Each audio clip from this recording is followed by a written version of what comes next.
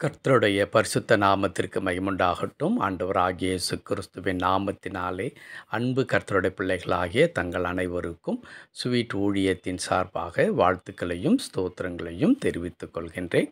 ஏசாயா தீர்க்கதரிசியின் புத்தகம் 66ஆம் அதிகாரம் 13வது வசனம். ஏசாயா 66ஆம் அதிகாரம் வசனம் 13.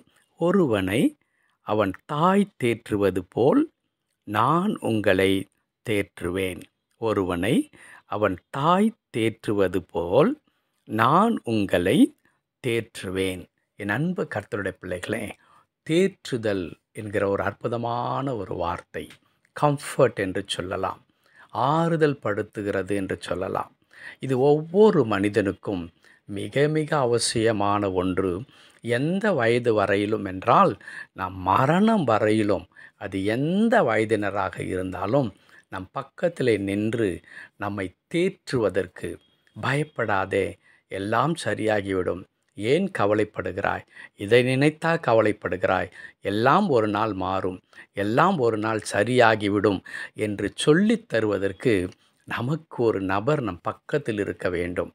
அந்த நபர் அதிகமாக யாராக இருப்பார்கள் என்றால் அது ஒரு தாயாக இருக்கக்கூடும் என்று நம்முடைய அன்றாட வாழ்க்கையில் நாம் பார்க்கின்றோம். இங்கே கடவுளும் அதை முழுமையாக அதை ஆமோதிக்கின்றார், அவர் ஏற்றுக்கொள்ளுகின்றார். ஆகையினால்தான் அவர் சொல்லுகிறார், ஒருவனை அவன் தாய் தேற்றுவதைப் போல. இந்த உலகத்தில் ஒரு தாயால் தேற்றப்படாத பிள்ளை என்று எந்த பிள்ளையும் இருக்கவே முடியாது. பலர் சொல்லுவார்கள், ஊரே கூடி தன் பிள்ளையை குற்றவாளி என்று சொன்னால் கூட அந்த தாய் சொல்லுவார்கள், இல்லை இல்லை, என் பிள்ளை நல்லவன்தான், எனக்கு தெரியும், நான் என் பிள்ளையை அப்படி வளர்க்கவில்லை என்று சொல்லுவார்கள். காரணம் என்ன? அந்த தாயின் அன்பு அத்தனை இனிமையான, அத்தனை மேன்மையான, அவ்வளவு தூய்மையான ஒரு அன்பு. எப்பொழுதும் தன் பிள்ளையின் நலனிலே, எப்பொழுதும் தன் பிள்ளையினுடைய சுகமான வாழ்க்கை குறித்து அதிகமாக சிந்திக்கின்ற, அதற்காக முயற்சிக்கின்ற, அதற்காக அரும்பாடுபடுகின்ற உள்ளம்தான் தாயின் உள்ளம். அந்த தாய் பிள்ளையை எல்லா சூழ்நிலையும் தேற்றி அவனுக்கு பக்கபலமாக நின்று அவனை தொடர்ந்து வாழ்க்கையில் முன்னேறுவதற்கு அவர்கள் உதவியாக இருக்கிறார்கள். அதை ஏற்றுக்கொள்ளுகிற ஆண்டவர் சொல்லுகிறார், உங்களுடைய தாய் உங்களை எப்படி தேற்றுகிறார்களோ அதே வண்ணமாக நான் உங்களை தேற்றுவேன் என்று சொல்லுகிறார். கர்த்தருடைய பரிசுத்த நாமத்திற்கு மகிமை உண்டாகட்டும். என் அன்பு கடவுளுடைய பிள்ளைகளே, ஒருவேளை தாயால் தேற்றப்பட முடியாத மக்கள் கூட இருக்கலாம். கடவுள் அப்படிப்பட்டவர்களையும் அவர் தாயாக இருந்து, ஒரு தந்தையாக இருந்து, அல்லது உற்ற ஒரு நண்பனாக இருந்து நம் பக்கத்தில் நின்று நம்மை தேற்றி கொண்டு வருகின்ற அற்புதமான கடவுளாக நம்முடைய கடவுள் இருக்கிறார். கடவுளுடைய வார்த்தை என்பது ஒவ்வொரு நாளும் நமக்கு ஆறுதல் தருகிற வார்த்தை.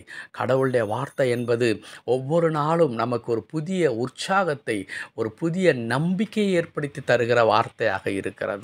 என் அன்பு கடவுளுடைய பிள்ளைகளே, ஆண்டவர் அநேக விதமான வாக்குத்தத்தங்களை நமக்கு கொடுத்திருக்கிறாரே.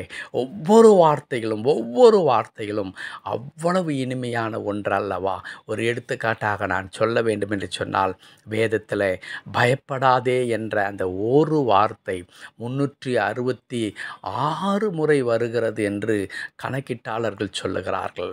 இந்த 366 முறை வருவதற்கான காரணம் என்ன? அப்படியானால் ஆண்டவர் ஒவ்வொரு நாளும் நம்மை பார்த்து சொல்லுகிற வார்த்தை என்ன? இன்றைக்கு எதுதான் உன் வாழ்க்கையில் வரட்டுமே, நீ பயப்படாதே, நான் உன் கூட இருக்கிறேன் என்று சொல்லி தருகிறார். ஆகையினால்தான் ஆண்டவர் அத்தனை முறை, ஒரு நாளைக்கு ஒரு வார்த்தை என்கின்ற அளவிலே தினந்தோறும் கடவுள் முதல் நம்மை பார்த்த உடனே, நம்மை சந்தித்த உடனே, அல்லது நாம் நித்திரையிலிருந்து கண் விழித்தவுடனே நம்மை பார்த்து சொல்லுகிற வார்த்தை, என் மகனே, என் மகளே, நீ விழித்து விட்டாயா நித்திரையிலிருந்து? நீ பயப்படாதே. இந்த நாள் முழுவதும் நான் உன் கூட இருக்க போகிறேன். உன்னை நடத்தப் போகிறேன். உன் தேவைகளை சந்திக்கப் போகிறேன். நான் உனக்கு வேண்டிய எல்லாவற்றையும் செய்வதற்கு உன் கூட இருக்கிறேன் என்று சொல்லுகிற கடவுள். ஆம், நம் தாயைப் போல தேற்றுகிற ஆண்டவராய் நம்மோடு கூட இருக்கிறார். ஆகையால் அன்பு கர்த்தருடைய பிள்ளைகளே, உங்களை குறித்து உங்கள் தாய் எவ்வளவு கவலைப்படுகிறார்களோ அதே போல கடவுளும் உங்களை குறித்து மிகுந்த அக்கறை உள்ளவராய் இருக்கிறார். ஒருவேளை தாயால் கூட சில காரியங்களை செய்ய முடியாமற் போய்விடலாம். ஆனால் நீங்கள் நம்பி இருக்கிற கடவுளால் உங்களுக்காக எல்லாவற்றையும் செய்ய முடியும். பயப்படாதிருங்கள். கடவுளை நோக்கி பாருங்கள். கிருபை நிறைந்த நல்ல ஆண்டவரே, உம்மை துதிக்கிறோம், உமக்கு நன்றி செலுத்துகிறோம் கர்த்தாவே.